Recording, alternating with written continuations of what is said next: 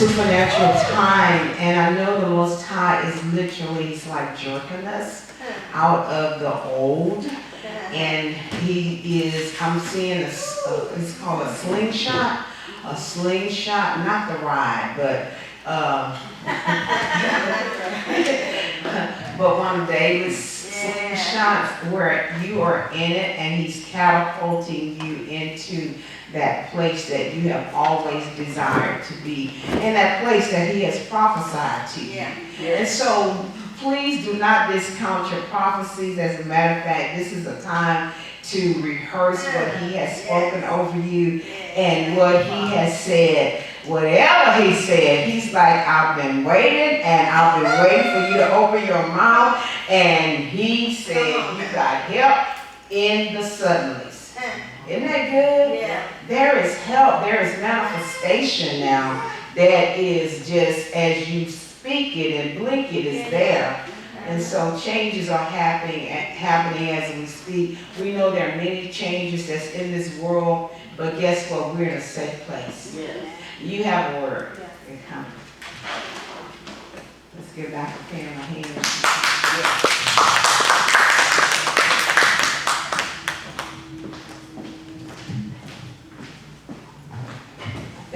Thank you for the visitors here.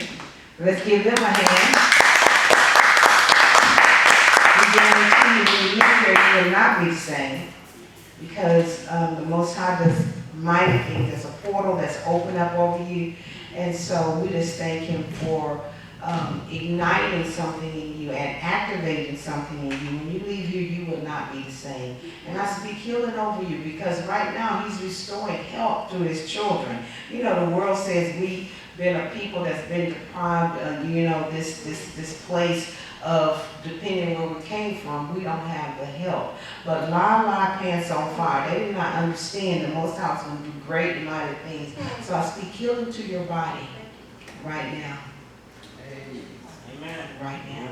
Amen. And you shall see it. You shall taste it in this suddenly. And see how. I'm just so in awe how the Father moves, because when he speaks to one, he speaks to all. And what I'm getting ready to release is what the Father gave me, but you touched on it, and you touched on it already. But this is what he said, that everything in the earth operates under a law. Everything. It's seed time and harvest. If we sow or plant a seed in the ground, in time, we're going to reap a harvest. If we sow seeds of discord, we're sowing them into the atmosphere, but we're going to reap still a harvest. And so he says that while we know every good and perfect gift comes from above and down from the Father of lights, with whom there is no variation or shadow of turning, meaning that he changes not. His law is his law. His word is his word. And he said that in this hour, the majority of what we get will come through declarations and proclamations. Yeah. And so I was looking up the word proclaim, which means to announce officially or publicly. And declare. Well, one says to say, and the other one is talking about taxable goods, but it says to acknowledge possession of. In this case, we're acknowledging with our tongue before we actually receive it. And that's how it's going to manifest, because he said that by doing this, we'll be in agreement with his word. And in doing so, we walk in our kingdom assignments by legislating and enforcing laws, because that's who we are. And as such, the angels are then authorized to go after our words to ensure the manifestation of our decrees and our proclamations. Amen.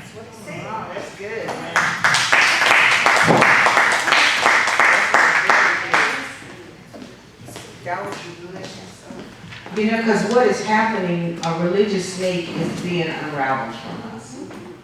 That where we were passive people, we were a people really with lack of knowledge.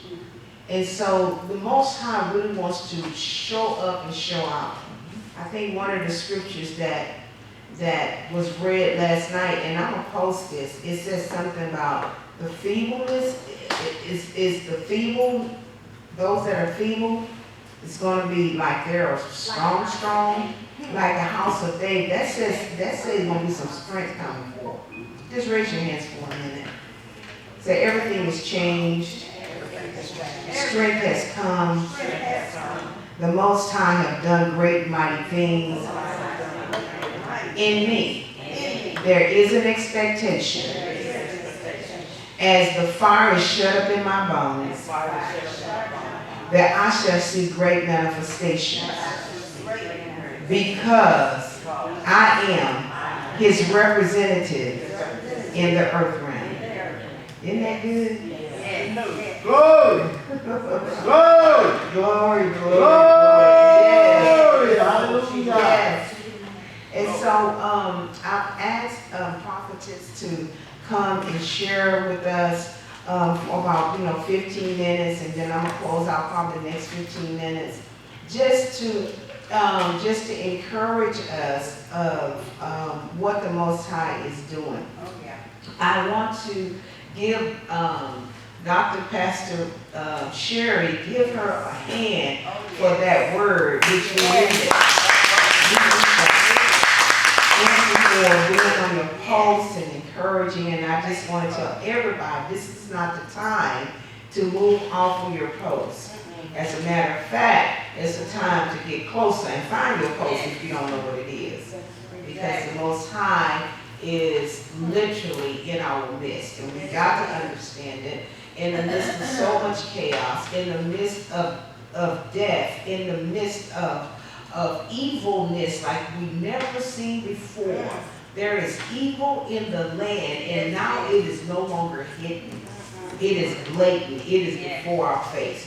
But in all of that, He is with us. It's our time.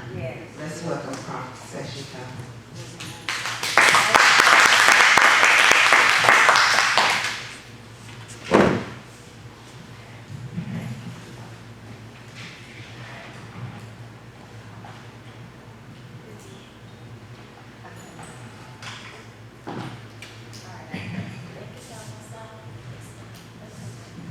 Try this one. I'll try how to go with this one. Takes 4 seconds. It's better.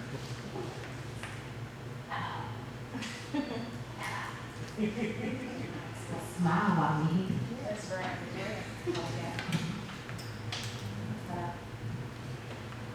I'll go with this one. There you go.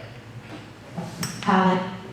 I'm going to announce the things that's been in my heart as I've been waiting before the Most High. I, in particular, want to thank Brother Mike. He just doesn't know the conversation that we had on yesterday was it was a release as it were for me. The first word I'm going to release, starting from what the Most High said as I sat before the altar, because I believe it ties into both Pastor Sherri's word as well as Apostle C's. In particular for Apostle C, that evil heart, that mind that won't let certain things go. And then to Pastor Sherri's word that He's opening up a portal of glory that we must pass through. As I sat before the altar and was quiet, I heard the Most High say we're in a place called being undone. And it's just like with the prophet Isaiah. It wasn't until that year that Isaiah died that things in the prophet's life began to be undone. And he says, what was me? He became fully aware that he was a man of unclean lips. And to be a man of unclean lips is really to say, I'm a man of an unclean heart. I'm a man of an evil heart. I'm a man of an unclean heart. That's what the lips represent, because the word says that it's from out of the mouth the heart speaks. And so he was not just talking about his lips, but he was talking about the condition of his heart. And he says, and I dwell amongst the people of an unclean heart, of unclean lips. I dwell amongst the people that have evil thoughts and an evil mind. And so what I wrote before the altar is the one cry that we have to have in this hour is to have clean heart. To remove from out of me, and it became very personal, because out of everything that we hear from the Father, it has to become personal. It can't be about you without it first being about me. When you think about what the prophet says, the first person he dealt with was himself. He didn't even call out anything about the people. So he first acknowledged that Most High before anybody say anything. I'm undone. I'm unclean. That's right. And he says, so remove from me this evil heart, this mind that has grown up in me. We have to have our mind changed and a clean heart imparted, because what has happened, this mind has grown alongside us. And in order to hold what the Most High is releasing in this hour, we have to have a clean heart and a renewed mindset, that I may be able to hold and release by the breath the true and the pure worship of the Most High. That I would bring forth the pure speech of the kingdom. In this place of being undone, I sat further and I went to Adam and Eve, because I was hearing the Most High speak from out of that particular book. And out of Adam and Eve in the 23rd chapter, Adam and Eve were making a good repentance. They said, forgive us our trespasses and our sin. And it made me think about how we are living this life in reverse. And what I mean by that is, Adam went from life into death. But we are going from death into life. See, all of the things that Adam lost is being restored to us. Everything. Everything. And in that particular chapter, it said this. He says, you're restoring our pure praise. You're restoring our righteous prayers. You're restoring our understanding heart. You're restoring our sweet thoughts. You're restoring our just counsels. You are restoring our long discernment, our ability to see afar off and to wisely interpret those things that we are seeing. You're restoring unto us upright feelings. You are restoring unto us our right nature.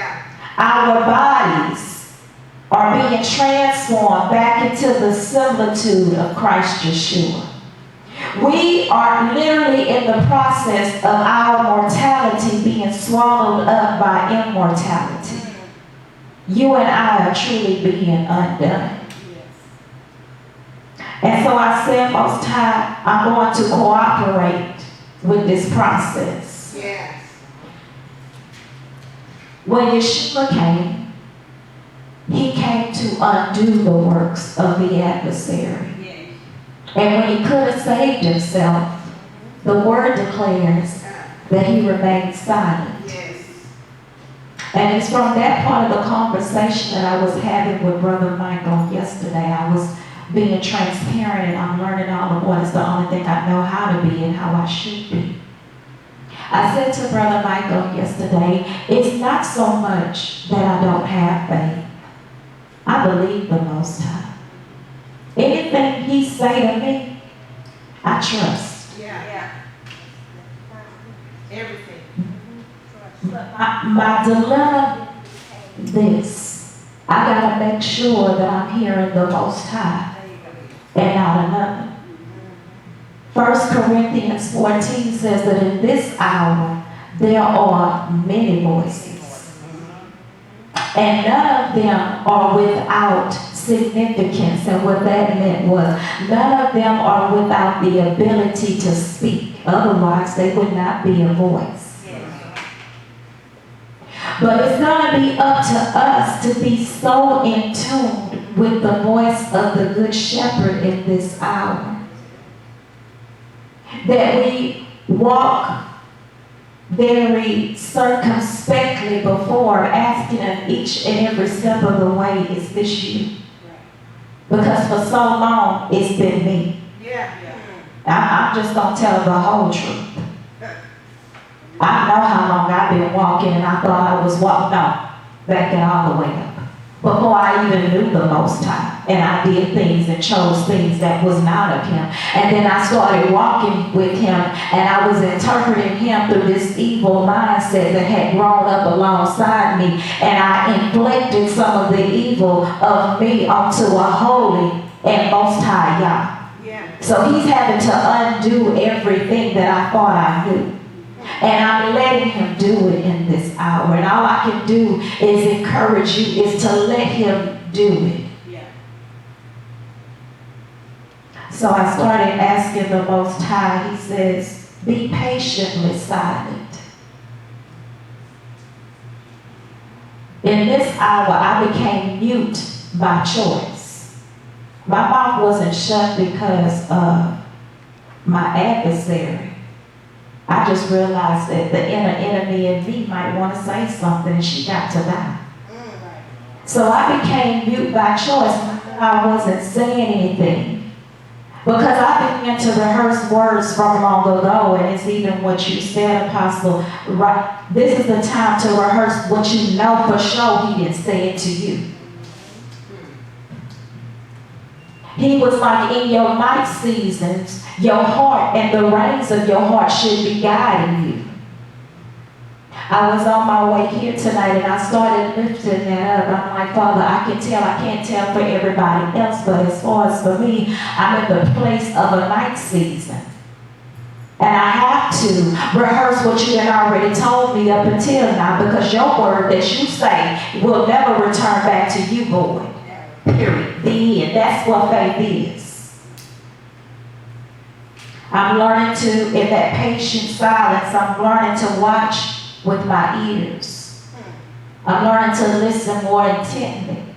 Because one word that I know he's placed over my life is to be a watchman. But if a watchman is distracted by the idols of her heart, how can she then watch? If when I'm supposed to be looking for what the High is doing, and my head then turned around to what my children is doing, they just became an idol. And how can I give a clear call if at any moment I turn away from the one who is talking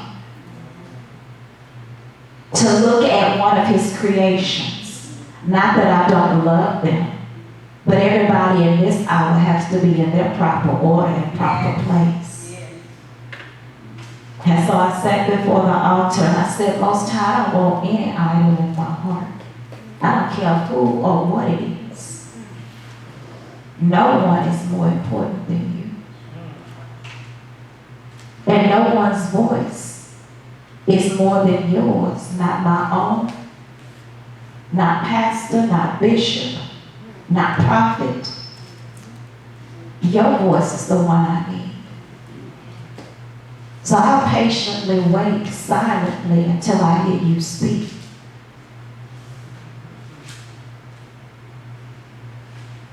He says we have to become mute by choice because I'm preparing an instruction for you. You're silently waiting because to wait is to hear, and to hear is to obey. He says, this is the hour I am filling your mouth. That's why you have to pant for me. I can't just call out what I want to, but I gotta wait until you put something in my mouth that rattles and shakes my own foundations. Because in this hour, he's undoing all of us. He says, I want you to see and stare as a watchman. I want you to look until you can turn it over and explain it and describe it. I want you to start doing that you have a laser focus. Again, I'm being transparent. I told this to Apostle C. I said the Most High told me via me, don't ever feel like when you resting and sleeping at night, because right then you could be in the middle of a vision. And you can never say, Father, I need my glasses so I can't see what's really going on in this vision. But he says, you have spiritual eyes that have such clarity and acumen that you are able to give a right interpretation of what I am showing and disclosing to you. Because in this hour, we are in a place of full disclosure. Everything is coming into the light.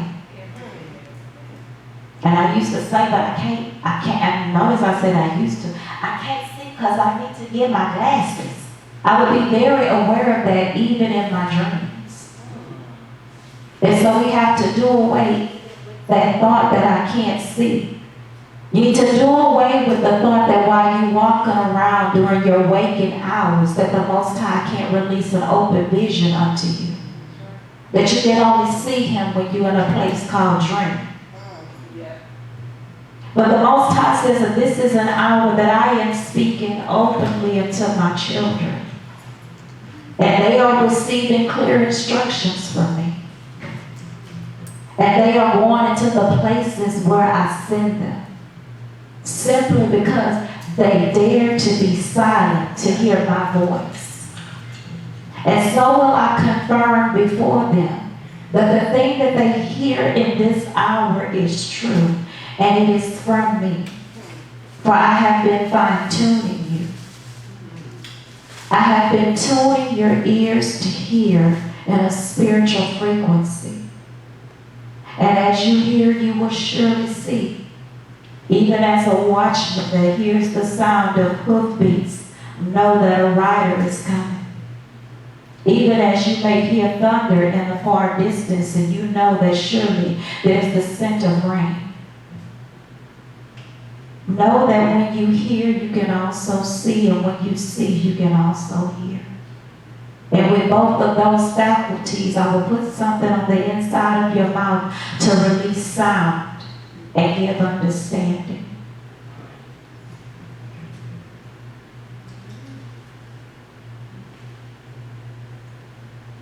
He says to watch and see what I, the Most High, will say, so that my speech be not backward. I had never really thought about this until today. Because if I was to hold my breath right now, I could not speak. My voice would not come out or it would be muffled. Because I need the breath that I have brought into my mouth and into my nostrils to breathe out in order to release the word. And so I said, Father, I don't want to be a baffling wind. And what I mean by that is, I don't want to take in your breath and then I give back your word. Because that's what he's looking for in this hour.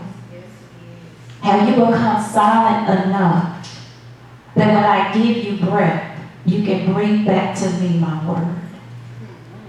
Because really it's only his word he's obligated to fulfill. That's right.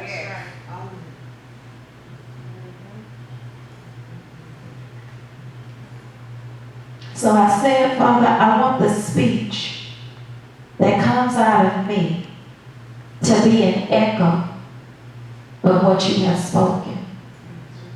I want to be an imprint. I know everybody caught up on having original words and wanting to copyright that and this, but I don't want to copyright anything that I said. I want to copyright what the Most High has said. And so I have been patiently silent. I became mute by choice so that the Most High would put something in my mouth and in my belly that would sustain. He said, I know how to give a word to those that may be weary. It's a word in season. So I don't know what season you're in, but I've been transparent with my heart. I'm in a night season. But I have enough word from the Most High for my heart's reins to take the lead and the guide by Him.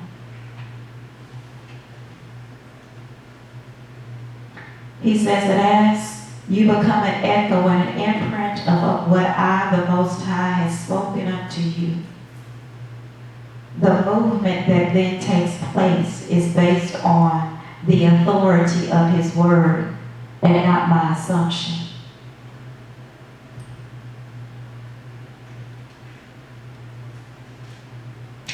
I got 2 scriptures and then I'm going to sit down.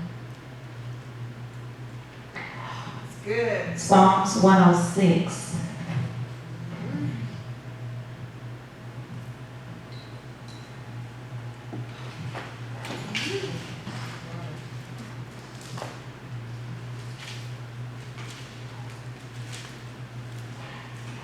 I want to just put a side note. In Psalms 105, I just happened to find that today. And it just spoke. In verse 25, it says this: after his people had increased greatly in the land of Egypt, and the Most High had made them stronger than their enemies. Good. He said, I was the one that turned their heart to hate his people, to deal subtly with his servants. But in Psalms 106 and 12, and I'm going to read it from the Amplified Version. And then Israel believed his words, trusting in them and relying upon them. They sang the praises of the Most High. And then the word says this: but they hastily forgot his works. They did not earnestly wait for his plans to develop regarding them. As the Most High's judgment comes forward, and he shows the strength and the power of his mighty hand, because it's on display on our behalf. Make no doubt about it. Not for anything that we have done, because we are a people that carry his name. We have to be sure that we do not hastily turn away from waiting patiently as his plan develops and unfolds on our behalf.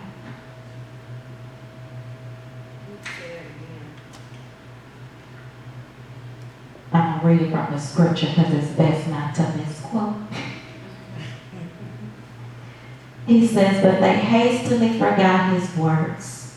They did not earnestly wait for his plans to develop, and I said unfold regarding them. It's verse 14. He said, but they lusted exceedingly in the wilderness. They tempted and tried to restrain Yah with their insistent desires in the desert. And so he gave them their request, but he sent leanness into their souls. See, I don't want leanness in my soul anymore. So I'm not hastily asking for something my flesh desires, because it wants a lot. But my soul, the one that's panting and crying out for the Most High, she's making her request by the Spirit. Because the Ruach knows better how to intercede and ask for me those things that I really need.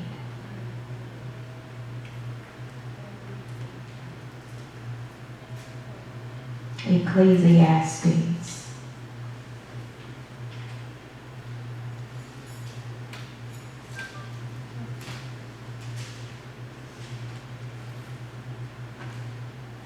Chapter 5.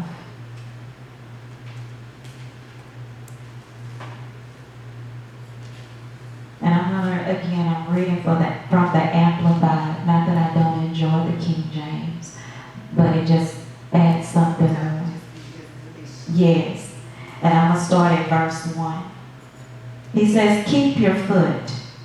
Give your mind to what you are doing when you go as Jacob unto Bethel, unto the house, unto the tabernacle. unto the house of Yah. For to draw near to hear and obey is better than to give the sacrifice of fools, carelessly, irreverently, too ignorant to know what they are doing, that they are doing evil. He says, be not rash with your mouth, and let not your heart be hasty to utter a word before the Most High. For the Most High is in heaven, and you are on earth. Therefore, let your words be few. He says, for a drink comes with much business and painful effort, and a fool's voice with many words.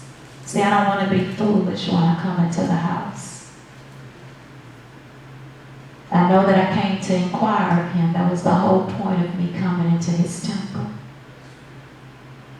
It wasn't so that my voice could be heard, but it was so that I could hear his. I say this all the time. I'm grateful whenever the doors of the tabernacle are open. Not that the Most High don't walk with me, because he does. He walks with each of us that have a heart to know him. But something different happens when we come into the place where his name settles down. His glory meets us here, and he answers. He says, when you vow a vow or you make a pledge unto the Most High, do not put off paying it. And I love Pastor Sherri. Thank you for releasing what the Most High released even after service, because I kept my envelope from last week. And I said, Most High, I have my offering today, and I wrote all over my envelope the fire of the Most High on last week. I was going to put my seed. And the fact and the truth that you released that into the atmosphere confirmed that, daughter, I heard your petition and I heard your request. He knew why I did not pay last week. I did not have anything with me, my card or anything. But I wrote all over that and I slid that into my Bible. I had to hide it away because I needed that envelope. And I thank you, Pastor Steve, you passed me a fresh one. But I needed the one that had the glory sitting on top of it from last week. Because again, when he speaks, he's obligated to honor the word that he spoke. And he said something on last week. And I believed him all the way to this week. I just needed to get it and deliver it in the glory. For Yah has no pleasure in fools. It would have been foolish of me to say one thing in my heart. And that's the thing. That's why he said you got to keep your foot when you come into the house. Because even though you're not saying nothing, your heart can be speaking a whole lot. So it's for all of me to get silent in his presence. Don't let my mind wander off. Don't let my thoughts be going or walking around in my head. No, none of that. Even though I'm not speaking, I can be saying a whole lot. Just word, word, word coming all out of me. And so he heard me last week say, I'm going to bring my offering this week. And it would have been foolish of me not to release it. He said, for fools are those who witlessly mock him. He says, simply pay what you vow. It is better that you should not vow than that you should vow and not pay. And this is not talking just about money. This is talking about, when you was in your closet at your house and you was praying unto the Most High, and you had to written out all your decrees. And let's be honest, before they started, okay, I'm just going to be honest. Let me tell you about me. And then I ain't going to stay here now. Because before, in order to get what I wanted to say all the right things, so that way I was guaranteed I was going to get what I wanted, because I thought I had been told you what you wanted to hear. Not knowing with every stroke of the word, that's still a vow.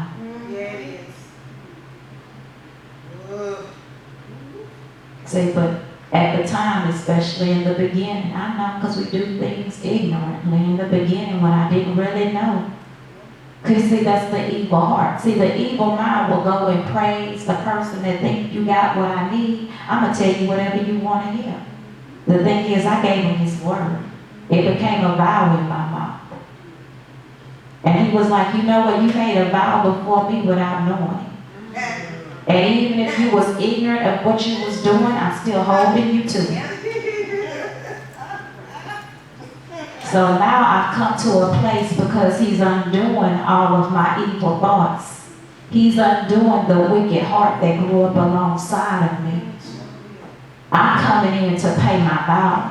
But this time it's coming from out of a clean heart and from out of a pure heart. It's coming from out of a transparent heart. He says in verse 5, it is better that you should not vow than that you should vow and not pay. Do not allow your mouth to cause your body to sin. And do not say before the messenger that it was an error or a mistake. Why should the Most High be made angry at your voice and destroy the work of your hands? For a multitude of dreams there is futility and worthlessness, and ruin is in a flood of words. But it's the reverential fear of Yah, the reverence and the worship of Him, knowing that He is.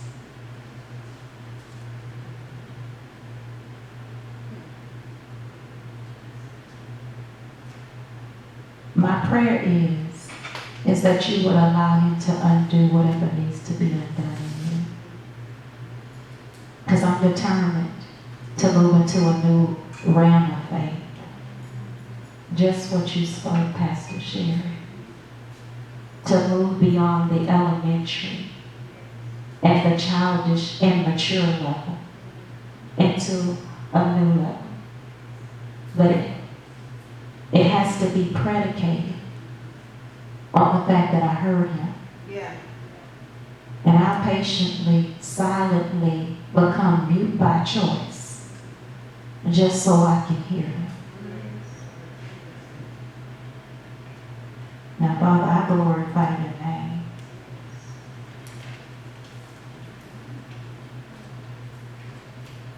And I thank You for every vessel that You have put in my pathway. In simple conversations that causes me to have a further conversation with You. Your voice is the most important one in my life. And I don't take it for granted. And I don't take Your Spirit for granted.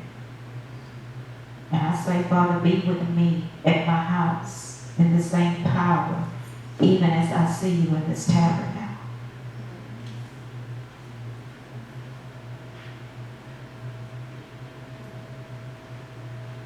So in the name of Yeshua, I pray, say so be it.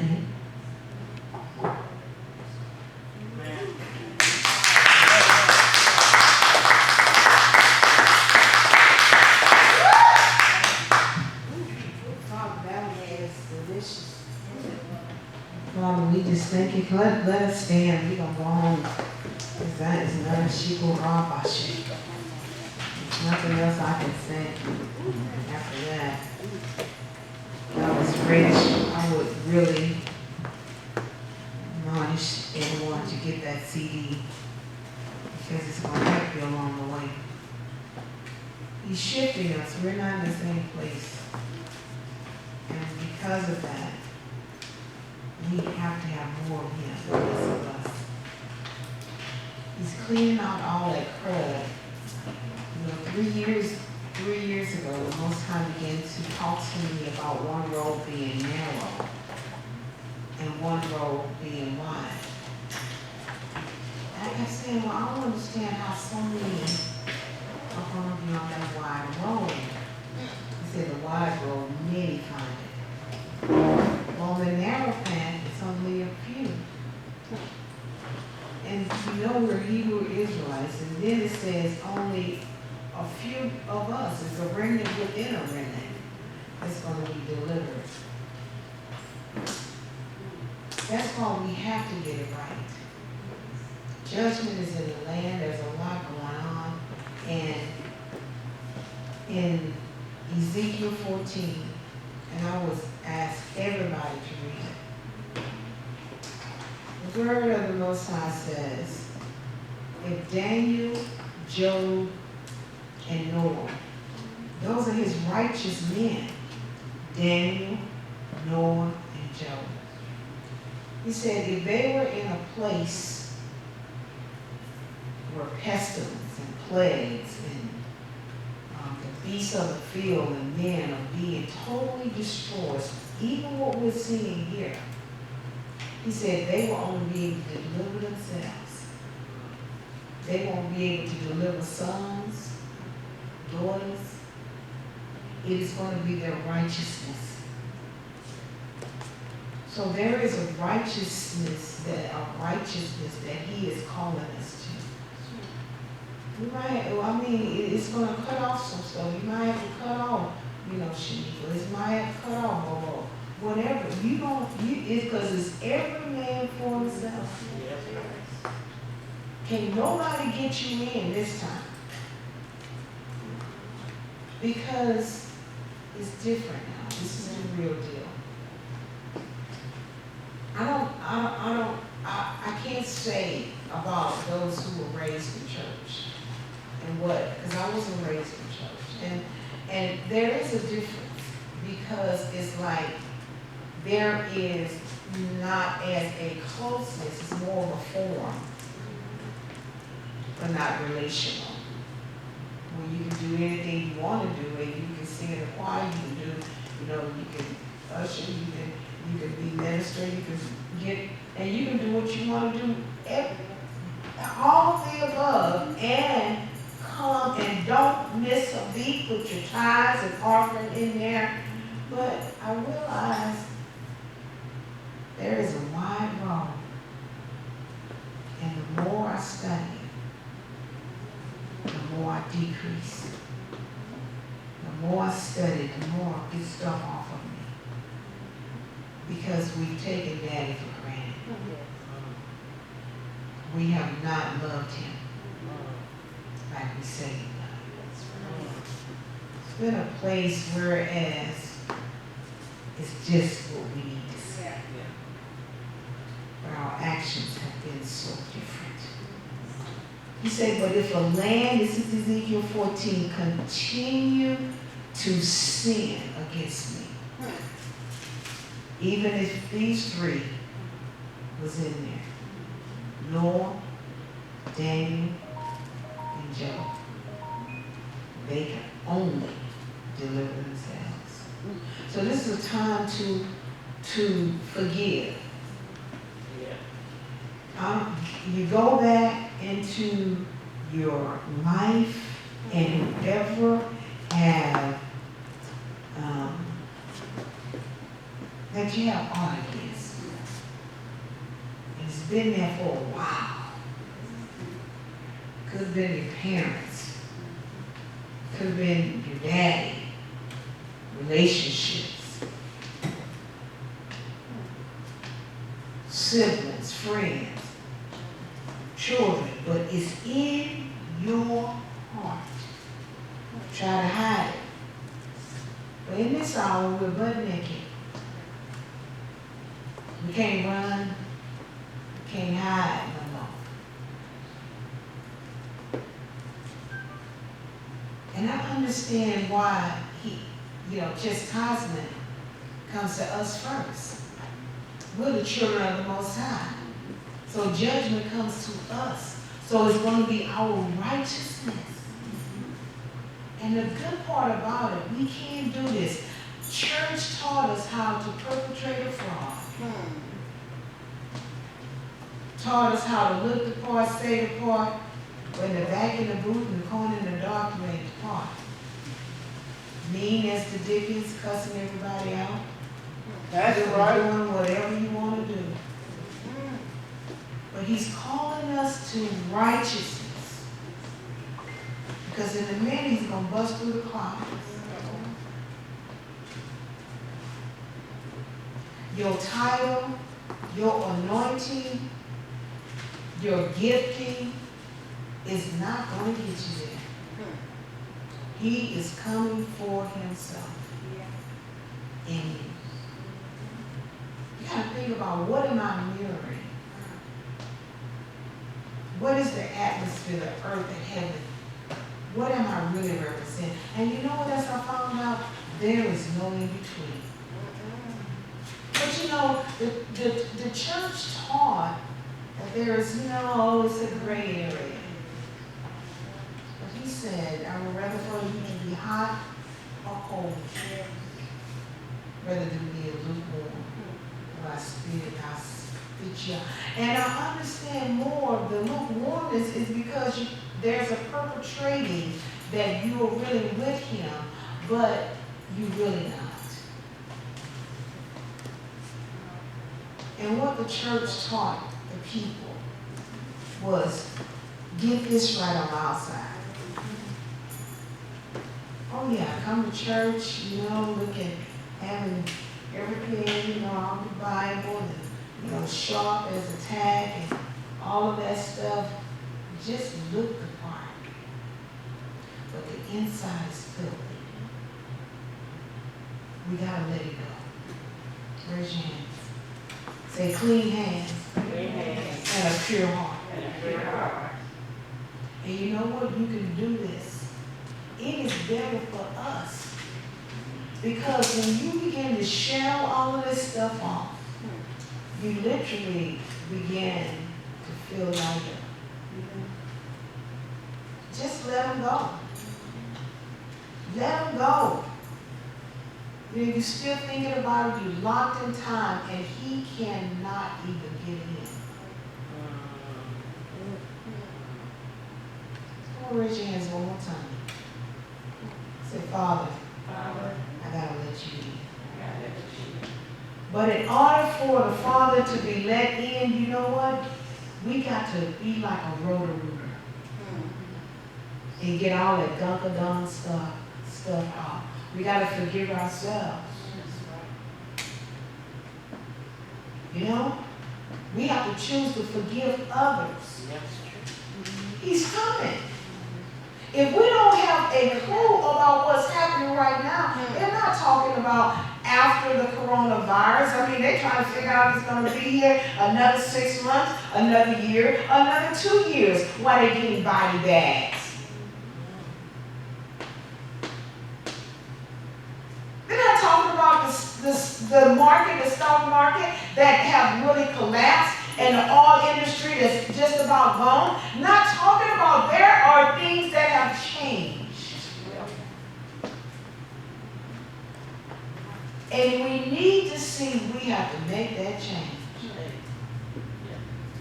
But it's a good thing because we were built to make the change. His laws are written in our heart. This is our finest hour if we let ourselves go.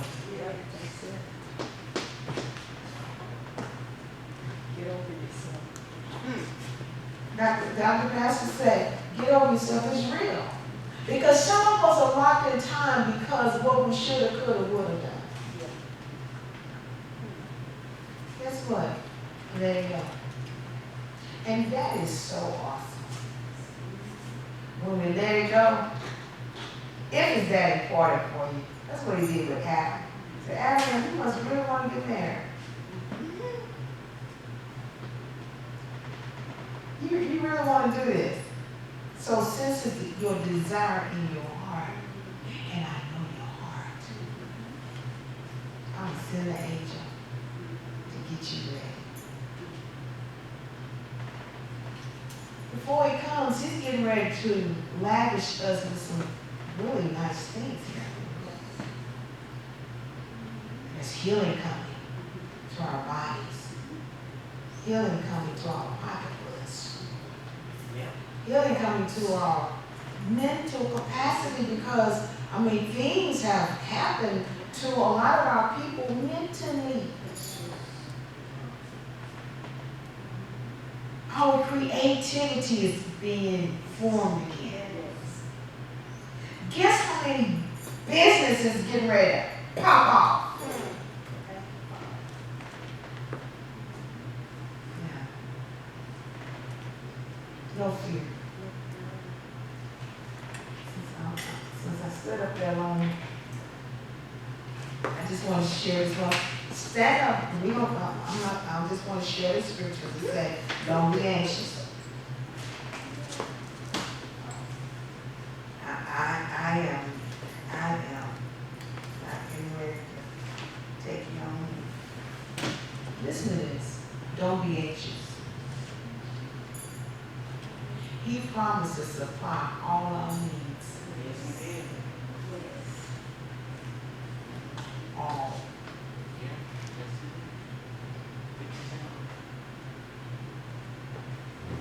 It says in chapter 2 of 2nd Ezra, and I'm going to verse,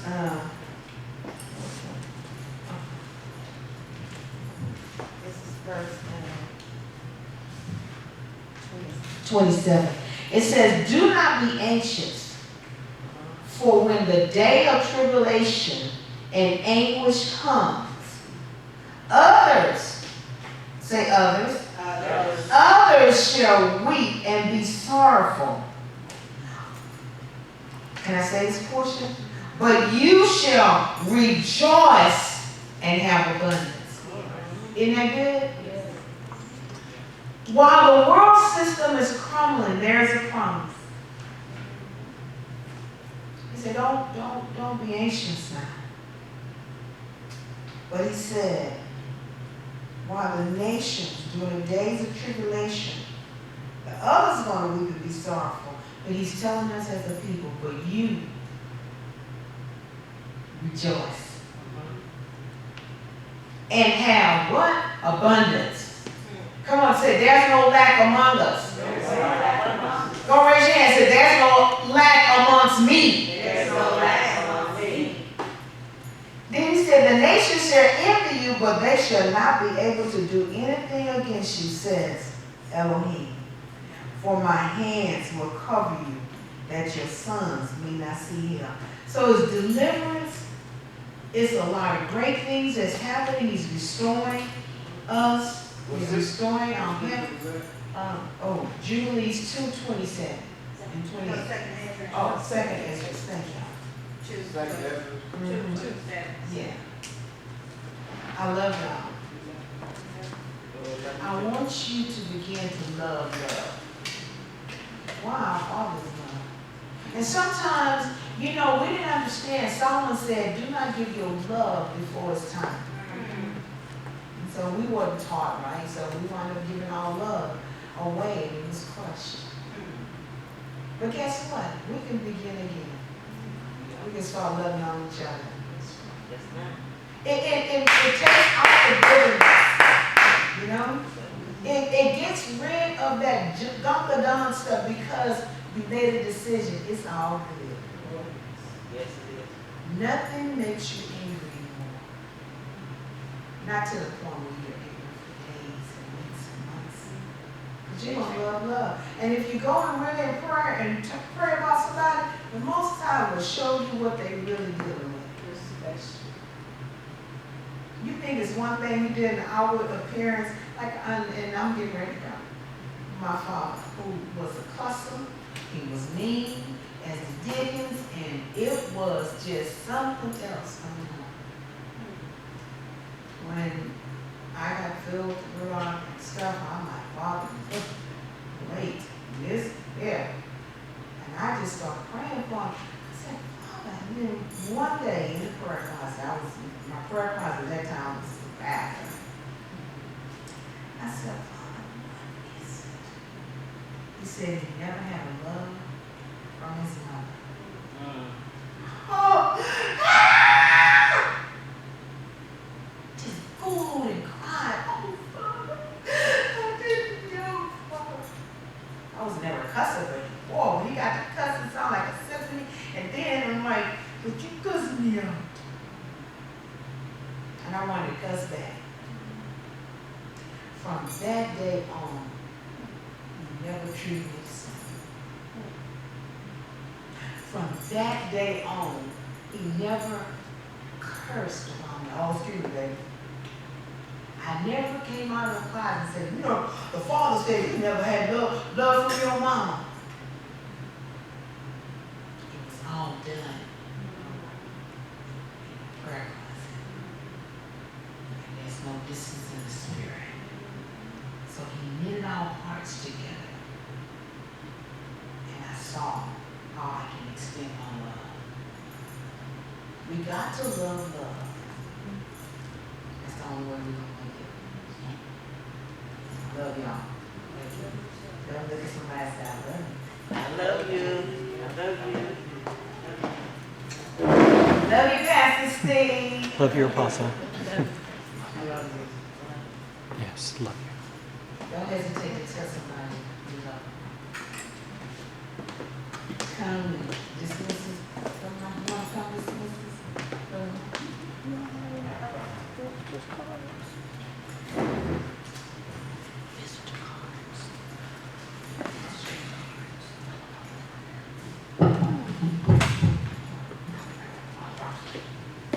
Heavenly Father, we just thank you for this day that you have given us. We thank you for the opportunity that you've given us to come before your holy throne, to bow down, O Heavenly Father, to admit that we are wrong, O Heavenly Father. We confess our sins before you. Father, we ask that you would cleanse us according to your righteousness, Father. Father, y'all look not upon us according to our iniquities, nor our wrongdoings. Father, but show your mercy and your love and your grace upon your people, O Heavenly Father, that you've called out of the world as your own. Father, we magnify you, we glorify you, O Heavenly Father, for you are worthy to be praised. O Heavenly Father, look down upon your people in this time of tribulation. Father, direct us, lead us, show us the way unto Zion, O Heavenly Father, that we may go as you called your people out of Egypt, Father. You said, allow my people to go that they may worship me. Oh, Father, return us to the land of promise, to the land that you swore to our forefathers, unto Abraham, Isaac, and to Jacob, that you would give unto his descendants as an inheritance. Oh, Heavenly Father, our hearts long for Zion. Father, but first we must be purged. We must be cleansed of our evil ways, O Heavenly Father. For how can we come before your holy throne with unclean hands and with unclean lips?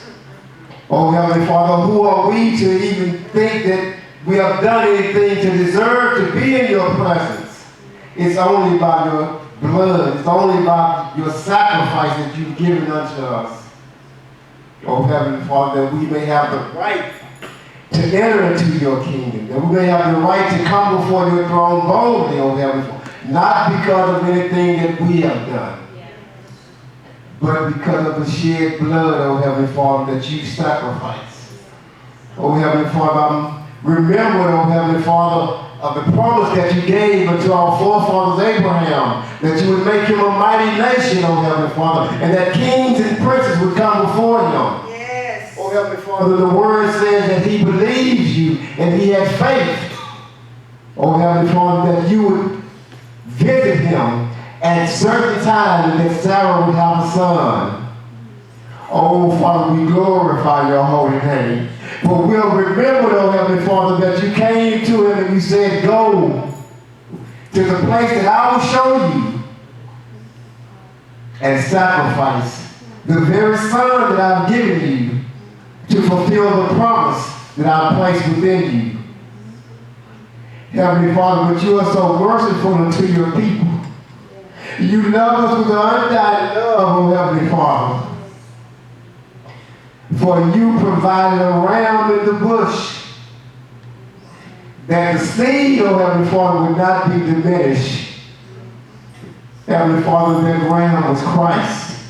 That ram was your son who took upon himself the sin of your people Israel. And Father, we just thank you right now. We give you all the honor, all the glory, and all the praise. We thank you right now, Father. Glory to your holy name. Yes. For you alone are worthy. Father, I just ask that you watch over us this night.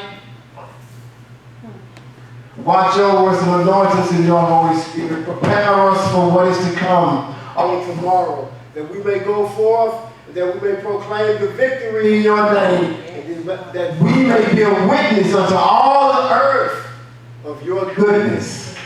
We ask these things in the name of your precious Son, Yahshua, we pray. Amen.